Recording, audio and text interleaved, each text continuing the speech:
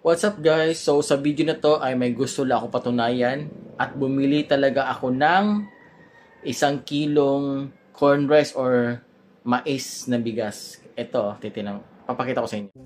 Ayan guys, bumili ako ng corn rice or mais na bigas. 52 pesos po 1 kilo.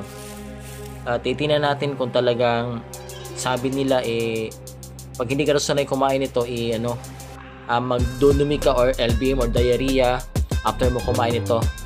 Kaya ako naman hindi ako sanay kumain itong mais kasi hindi po talaga ako kumakain ng ganitong bigas na corn rice.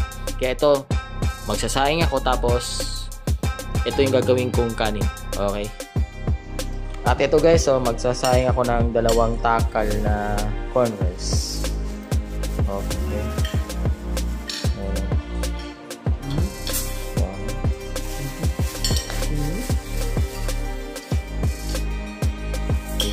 Okay, tama na. At ito guys, naka-ready na. Tataka na. Okay, tapos yun ko dito sa may saksakan. Oh yeah. Seto. Cook. Yan. Okay. A few moments later. At ito guys, kakain na po ako ng corn rice. Ito. At yung ulam ko is Bicol Express. Yan. Okay, let's go. Kain tayo guys. Ito corn rice tapos may Bicol Express na ulam.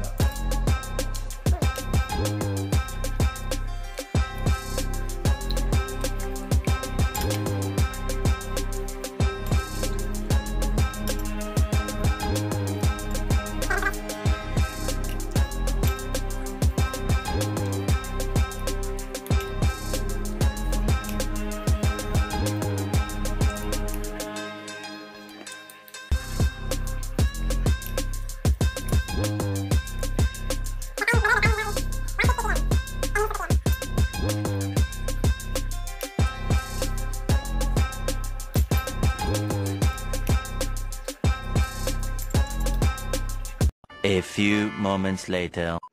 So guys, as of now hindi naman ako nagka-diarrhea or LBM or kahit anong sakit, wala naman akong nararamdaman.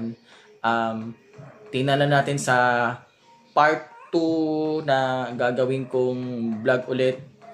Corn rice pa rin pero tingnan natin kung ano pwedeng ulamin or sunny side up na itlog or scrambled egg. Basta kahit ano, basta hindi na ulit yung Bicol Express.